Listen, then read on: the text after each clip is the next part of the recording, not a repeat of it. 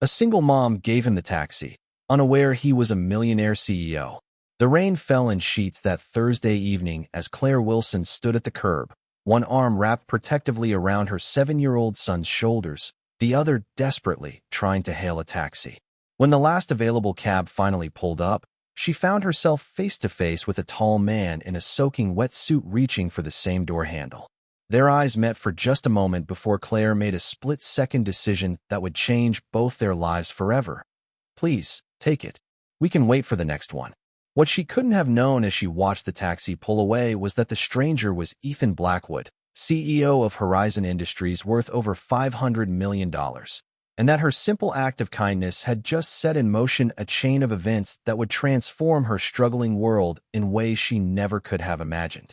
If you're already feeling the pull of this unexpected connection between two strangers from different worlds, hit that like button and subscribe to our channel for more stories about how small moments of compassion can lead to life-changing outcomes that remind us of our shared humanity. Claire Wilson was exhausted. At 34, the single mother had mastered the art of stretching both time and money beyond what seemed possible. Today had been particularly challenging, a 10-hour shift at the hospital where she worked as a nurse, followed by the news that her son Noah's after-school program was shutting down due to budget cuts. Without affordable childcare, her carefully balanced life would collapse like a house of cards.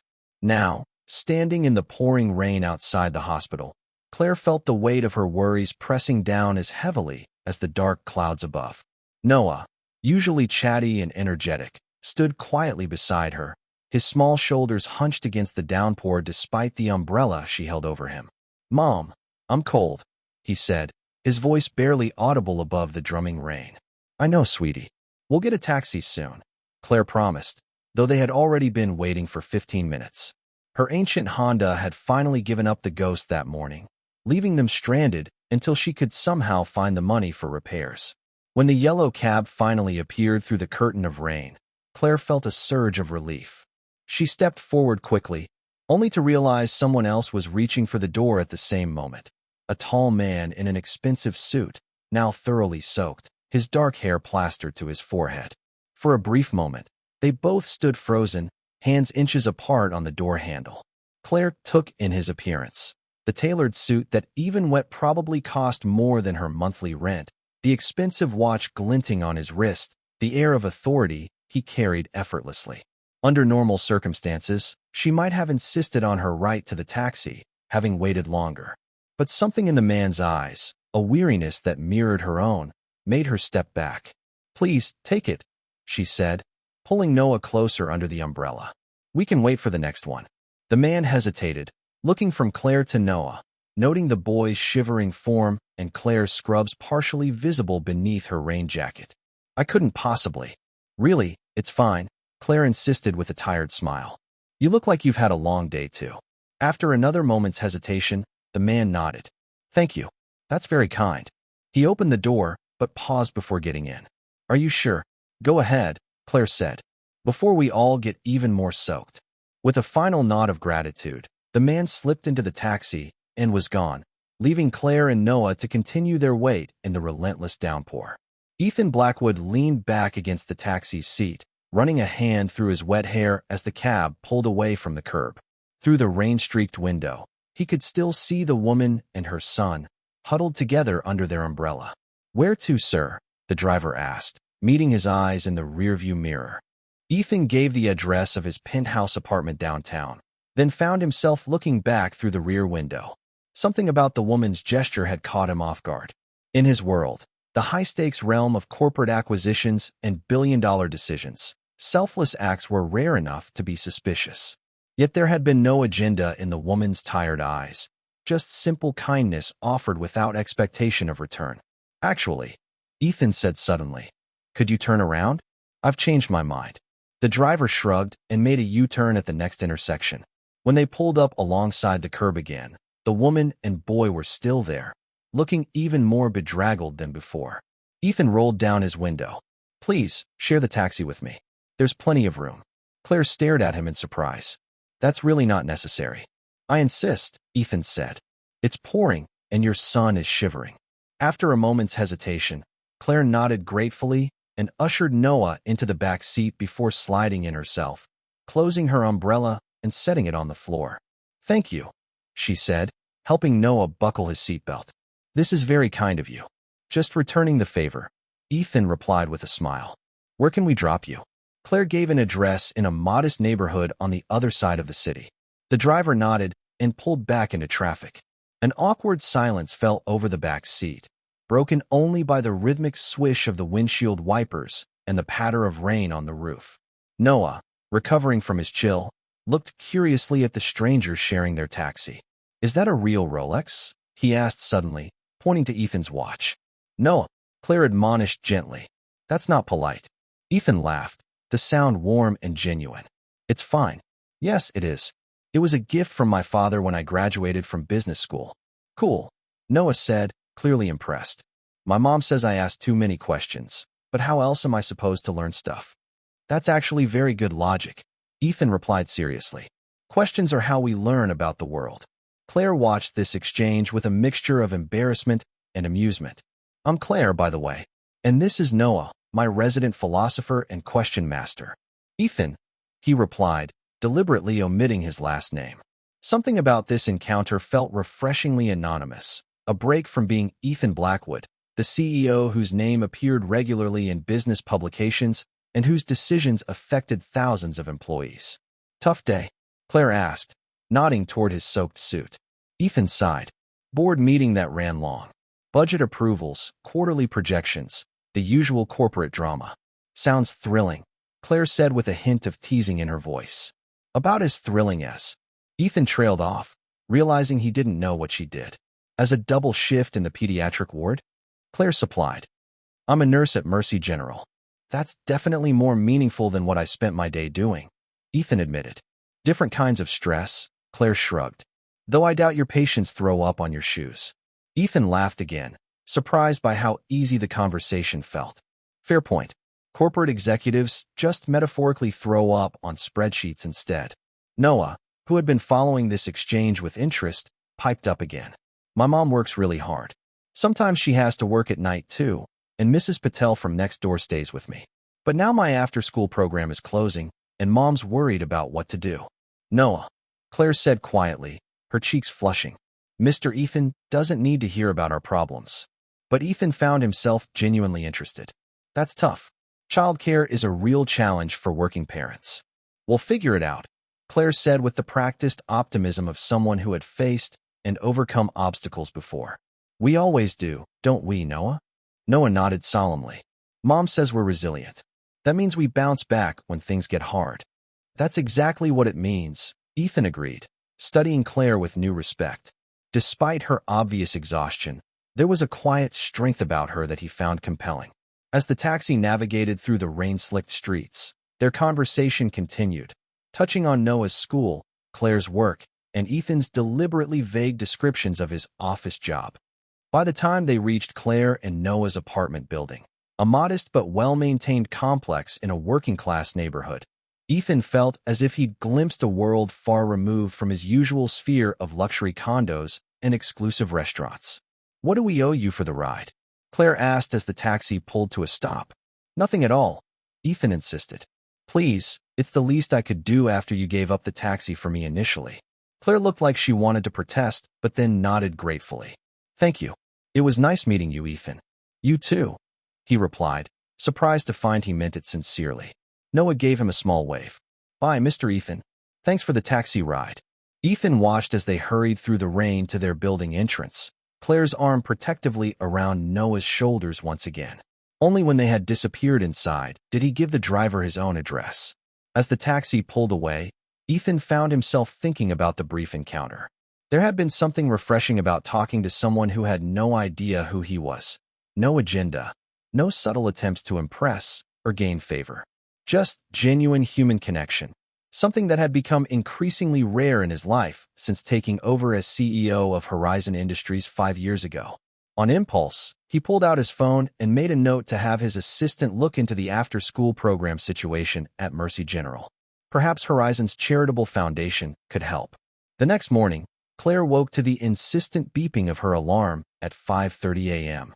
She groaned, reaching to silence it before it woke Noah. Her muscles ached from yesterday's long shift, and the prospect of facing the day without a car made everything seem even more daunting. After getting Noah ready for school and dropping him off at Mrs. Patel's apartment, the elderly woman had agreed to walk him to school until Claire could figure out a more permanent solution. Claire caught the bus to the hospital, arriving just in time for her 7 a.m. shift. "You look like you could use this," her friend and fellow nurse, Tanya, said, handing her a cup of coffee as Claire stashed her things in her locker. "You have no idea," Claire sighed, gratefully accepting the cup. "My car broke down yesterday. The after-school program is shutting down, and I have no idea how I'm going to juggle everything." "That's rough," Tanya sympathized. "What's wrong with your car?" "Something with the transmission, according to the mechanic. He says it'll cost at least $2,000 to fix, which might as well be $2 million for all the chance I have of coming up with it right now." "Could you get a loan?" Claire shook her head. "Already maxed out from Noah's emergency appendectomy last year. The hospital insurance helped, but those deductibles are killer." Before Tanya could respond, their supervisor appeared in the doorway. "Claire, there's someone from administration asking for you at the front desk." Claire frowned. "Administration? Did I do something wrong?" "Not that I know of," the supervisor shrugged. "Better go see what they want." With a sense of foreboding, Claire made her way to the front desk, where a woman in a crisp suit waited with a folder. "Claire Wilson?" the woman asked. "That's me," Claire confirmed, trying to keep the nervousness from her voice. "I'm Jennifer Hayes from Human Resources. Could we speak privately for a moment?" Claire followed Jennifer to a small conference room, her mind racing through possibilities. Was she being laid off? Had there been a complaint about her work? "Please, sit down," Jennifer said, opening her folder. "I wanted to discuss the after-school program with you." Claire blinked in surprise. "The one that's closing? What about it?" "Well, it seems there's been a development," Jennifer explained. "A corporate donor has stepped forward with funding to not only keep the program running, but to expand it. They're particularly interested in supporting healthcare workers with children." "That's amazing," Claire said, feeling a wave of relief. "But why are you telling just me? Shouldn't this be announced to all the staff?" "It will be," Jennifer assured her. "But the donor specifically mentioned your situation, a single parent working shifts with a school-aged child. They want to ensure the program meets the needs of families like yours." Claire frowned slightly. "How would a corporate donor know about my specific situation?" Jennifer looked equally puzzled. "I'm not sure. Perhaps through our needs assessment surveys? In any case, they've asked if you'd be willing to consult on the program redesign. There would be a stipend for your time, of course." Claire's suspicion was growing. This seemed too targeted, too convenient after yesterday's taxi ride and Noah's chatty disclosures. "This donor, do they have a name?" "Horizon Industries," Jennifer replied. "Their charitable foundation funds various community initiatives." Horizon Industries. The name was vaguely familiar to Claire, though she couldn't place why. "And who runs this foundation?" "The CEO of Horizon, Ethan Blackwood, oversees their philanthropic efforts personally, from what I understand." Ethan Blackwood. Ethan, the man from the taxi. Claire felt a mixture of emotions, gratitude, embarrassment, and a touch of indignation. Had he seen her as a charity case? Some poor single mother to be rescued? "I appreciate the information," she said carefully, "but I'd like some time to think about the consulting role." Jennifer nodded, handing her a business card. "Of course. Please call me when you've decided." For the rest of her shift, Claire's mind kept returning to the mysterious taxi passenger who had apparently turned out to be a millionaire CEO.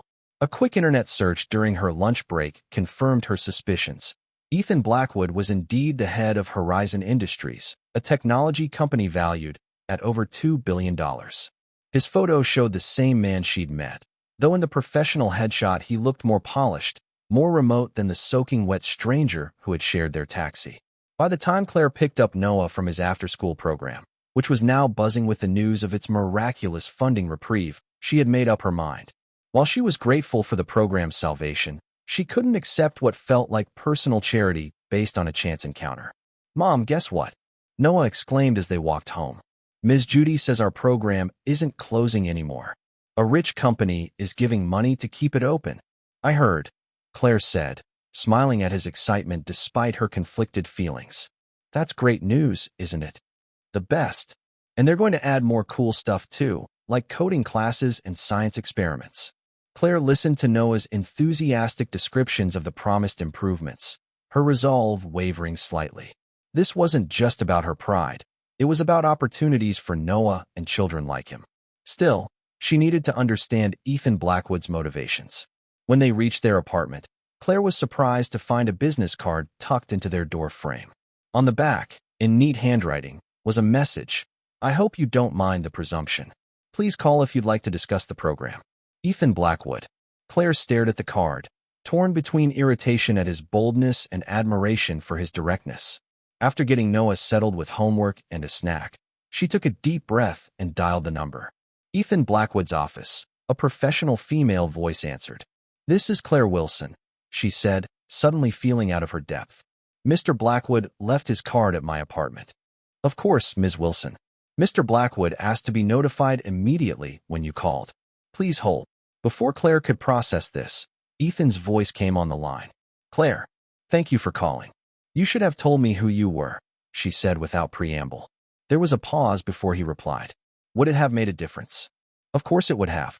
"I wouldn't have." Claire stopped, realizing she wasn't sure what she wouldn't have done. Shared the taxi? Talked so openly about her struggles? "That's exactly why I didn't say anything," Ethan said quietly. "For those few minutes, I was just a person, not a position or a bank account." Claire sighed, some of her indignation fading. "So what's this about the after-school program? And how did you find my apartment?" "The program was genuinely at risk," Ethan explained. "When Noah mentioned it, I looked into the situation. Horizons Foundation supports educational initiatives, and this fit perfectly with our mission. As for finding you," he hesitated.